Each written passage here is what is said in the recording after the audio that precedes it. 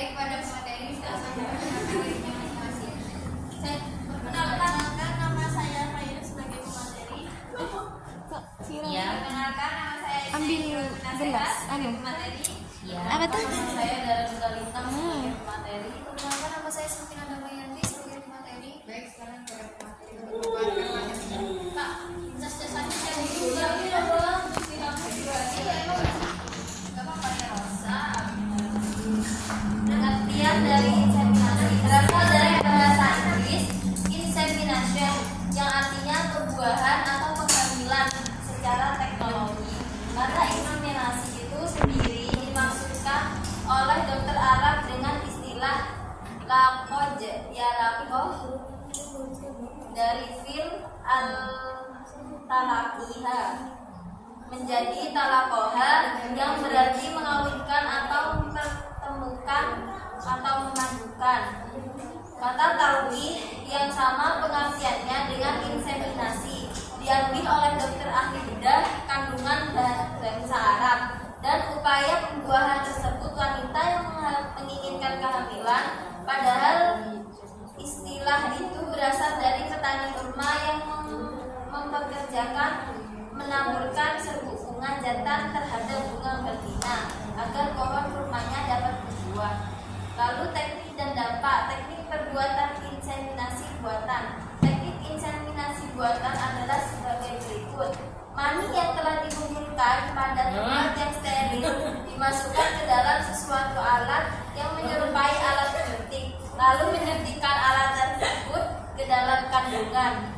Untuk melakukan inseminasi buatan al-talqi al-shina yaitu sepasang suami istri yang menginginkan kehamilan diharapkan selalu berkonsultasi dengan dokter ahli dengan memeriksakan dirinya apakah keduanya bisa masailul fikiyah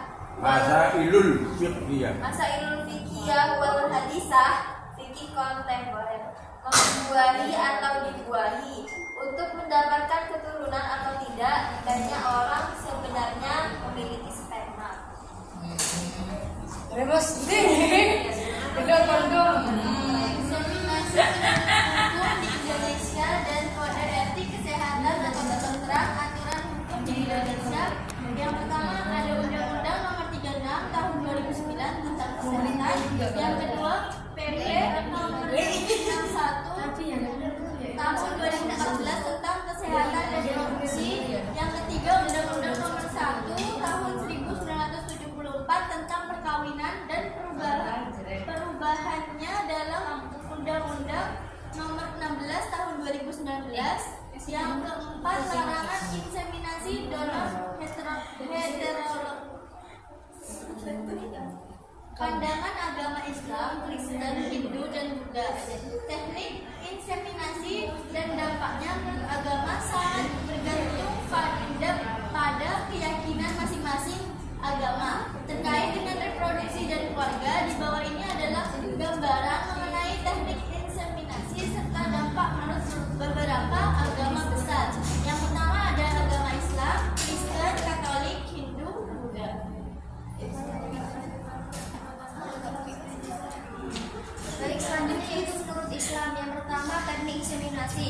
Inseminasi intraterin atau IU yang melibatkan pemindahan sperma suami ke dalam rahim istri dianggap dapat diterima dalam Islam selama dilakukan dalam konteks pernikahan yang sah dan tidak melibatkan pihak ketiga seperti donor sperma. Yang kedua, dampak agama. Penggunaan donor sperma atau donor sel telur dianggap tidak sesuai dengan ajaran Islam karena melibatkan pihak ketiga dalam proses pembuahan yang dapat mempengaruhi garis keturunan atau nasab. Hal ini dapat menimbulkan masalah identitas keluarga karena anak yang lahir mungkin tidak dapat diketahui siapa ayah biologisnya. Itu seperti kayak donor sperma, jadi kayak ada pihak ketiga. Selanjutnya yaitu menurut Kristen, teknik inseminasi. Inseminasi dengan menggunakan sperma suami dalam pernikahan yang sah seringkali diterima, tetapi donor sperma atau sel telur dari pihak ketiga seringkali ditentang atau tidak diperbolehkan.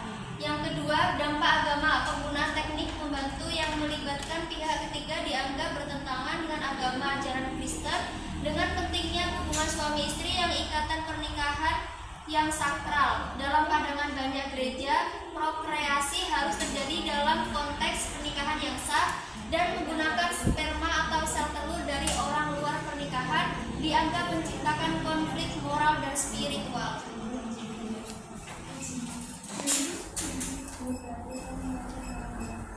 Yang selanjutnya yaitu Katolik. Teknik inseminasi. Gereja Katolik menantang setiap bentuk inseminasi berbantu yang melibatkan pihak ketiga atau donor sperma atau sel telur karena dianggap tidak sesuai dengan ajaran moral mengenai keluarga dan pernikahan. Selanjutnya yaitu dampak agama. Inseminasi yang melibatkan pihak ketiga seperti donor sperma atau sel telur tidak diterima karena bertentangan dengan keyakinan gereja tentang kehidupan yang dimulai melalui hubungan pernikahan yang sah. Ini juga bisa merusak hubungan suami istri yang dianggap sakral dan berbasis pada hubungan biologis dan emosional yang unik. Selanjutnya, agama Hindu.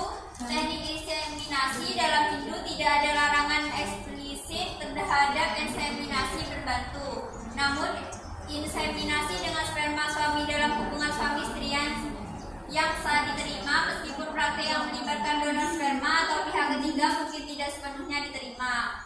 Dampak agama Hindu menekankan pentingnya keturunan yang sah dan hubungan keluarga yang harmonis. Meski tidak ada ajaran khusus yang melarang inseminasi, penggunaan pihak ketiga bisa dipertanyakan dalam konteks nilai-nilai tersebut. Yang selanjutnya, Buddha. Teknik inseminasi secara umum, Buddhisme tidak memiliki pandangan yang jelas mengenai inseminasi berbantu. Baik, kita mulai dari kelompok 2, yaitu inseminasi buatan dalam praktik kebidanan dapat diterima dengan syarat mematuhi nilai-nilai agama dan etika dalam Islam, Kristen, Hindu, dan Buddha. Prosedur ini diperbolehkan selama menjaga kesucian, proses yang sah, serta dilakukan dengan niat yang baik. Bidan berperan penting dalam mendampingi pasangan dengan memberikan edukasi yang selaras dengan ajaran agama, menjaga kehormatan keluarga, dan menghormati kehidupan sebagai anugerah dari Tuhan. Baik, saya tanya jawab. Dibagi jadi dua jawaban. Dibagi jadi dua. Saya Safira Yunia ingin bertanya, apa saja resiko komplikasi yang mungkin terjadi setelah inseminasi buatan?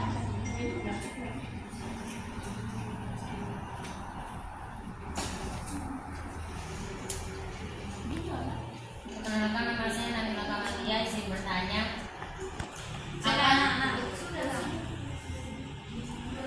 Apa saja faktor yang mempengaruhi tingkat keberhasilan inseminasi buatan?